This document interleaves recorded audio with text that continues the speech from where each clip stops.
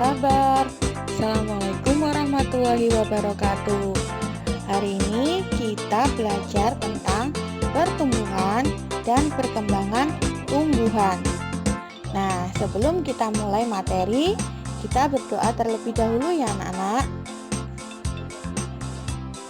Tujuan pembelajaran kali ini yang pertama, mengetahui bagaimana tumbuhan berkembang. Yang kedua, mengetahui cara tumbuhan berkembang biak. Sama seperti manusia dan hewan, pada tumbuhan juga mengalami pertumbuhan dan perkembangan. Pertumbuhan dan perkembangan pada tumbuhan diawali dengan perkecambahan. Kecambah kemudian berkembang menjadi tumbuhan kecil.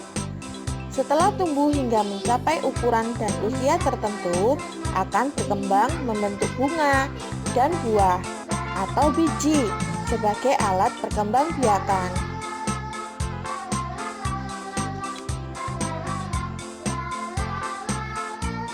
Pertumbuhan pada tumbuhan dibedakan menjadi dua macam, yaitu pertumbuhan primer dan pertumbuhan sekunder.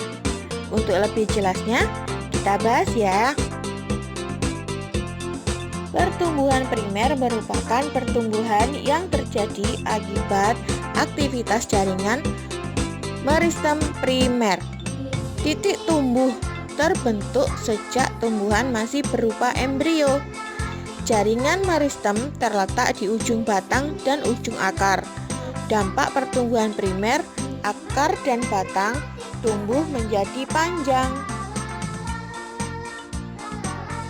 Sedangkan pertumbuhan sekunder terjadi oleh aktivitas jaringan meristem sekunder. Contoh jaringan meristem sekunder adalah jaringan kambium pada batang tumbuhan dikotil dan gimnospermae.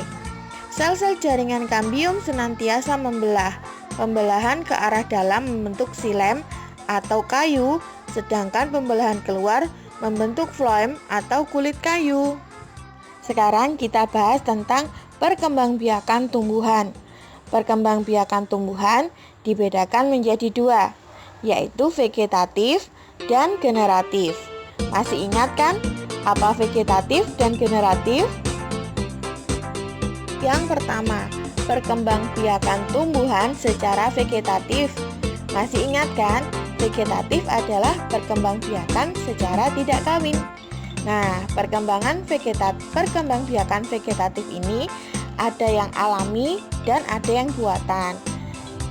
Contoh perkembangbiakan vegetatif yang pertama, yaitu yang secara alami. Yang A adalah spora. Spora ini adalah ukurannya sangat halus, bisa menyebar melalui bantuan angin, air, atau hewan. Contoh tumbuhan yang berkembang biak dengan spora adalah tumbuhan jenis paku-pakuan, lumut, dan jamur.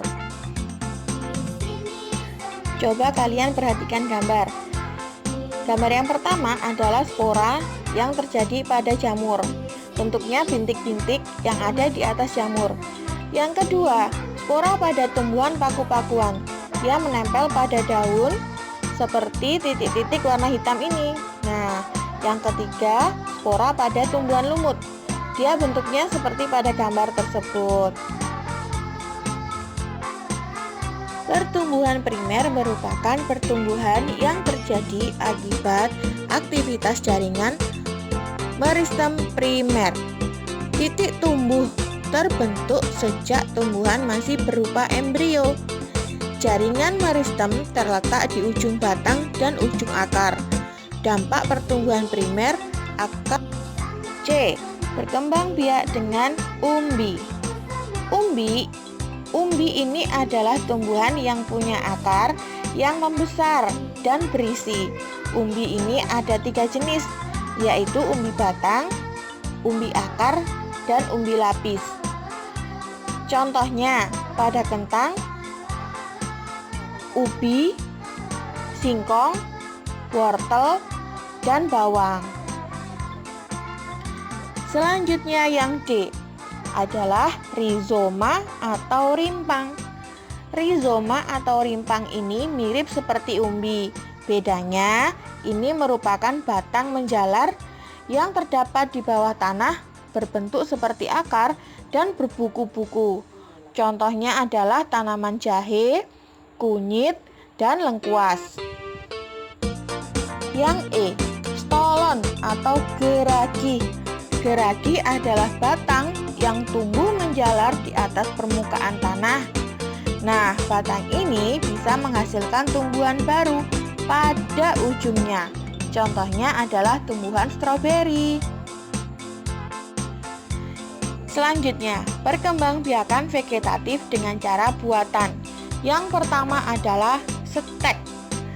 Ini adalah cara memperbanyak tumbuhan dengan memotong bagian tubuhnya, lalu ditancapkan kembali ke tanah dan kemudian tumbuh menjadi tanaman baru. Ada 3 cara stek, yaitu stek batang, stek akar, dan stek daun. Contoh pada tumbuhan yang bisa diperbanyak dengan cara di stek adalah mawar, singkong, dan jeruk. Yang B, cangkok. Perbanyakan tumbuhan dengan cara cangkok adalah dengan melukai bagian batang tumbuhan, lalu bagian itu dibungkus tanah, kemudian ditutup rapat dengan plastik atau bahan lainnya. Nah, pada bagian itu nanti akan tumbuh akar. Setelah tumbuh akar, bagian ini bisa dipotong dan ditanam kembali. Contoh tumbuhan yang bisa dicangkok adalah mangga dan jambu. Berikut ini adalah proses mencangkok. Jika kalian mencangkok, kalian perhatikan caranya. Yang pertama, batang tumbuhan dikuliti atau diambil kulitnya, kemudian dibungkus dengan menggunakan tanah liat, lalu dibungkus lagi dengan menggunakan plastik. Setelah itu, dalam beberapa hari kalian harus merawat tanaman yang kalian cangkok dengan cara memberikan air atau menyiraminya. Nah, setelah itu, jika tanaman ini sudah tumbuh akar, maka kalian bisa memotong lalu menanamnya kembali di tempat yang baru. C, okulasi. Ini adalah cara memperbanyak tumbuhan dengan menempelkan tunas tanaman yang satu ke tunas tanaman lain yang sama jenisnya. Okulasi ini biasanya dilakukan untuk memperbaiki sifat suatu tumbuhan. Misalnya, batang tumbuhan yang kuat digabung dengan batang yang buahnya banyak atau buahnya baik. Contohnya pada pohon durian. Perkembangbiakan pada tumbuhan yang kedua adalah dengan cara generatif atau melalui proses perkawinan. Salah satu jenis tumbuhan yang berkembang biak dengan cara ini adalah tumbuhan berbiji. Alat perkembangbiakannya adalah bunga. Biji ini dihasilkan setelah terjadi penyerbukan pada bunga. Penyerbukan adalah peristiwa jatuhnya serbuk sari pada kepala putih. Proses penyerbukan ini bisa terjadi melalui beberapa perantaraan, misalnya angin, hewan, atau bahkan manusia. Tumbuhan yang biasa dibantu penyerbukannya oleh angin adalah jagung, padi, dan gandum. Kalau yang dibantu air, contohnya ganggang. Kemudian yang dibantu hewan, misalnya mawar, melati, kenanga, dan bunga sepatu. Nah, kalau yang ini adalah contoh tumbuhan yang penyerbukannya dibantu oleh burung, kelelawar, serangga, lebah, kupu-kupu, dan kumbang. Sekian dulu materi tentang pertumbuhan dan perkembangbiakan tumbuhan. Sampai jumpa lagi di materi berikutnya. Saya akhiri. Assalamualaikum warahmatullahi wabarakatuh.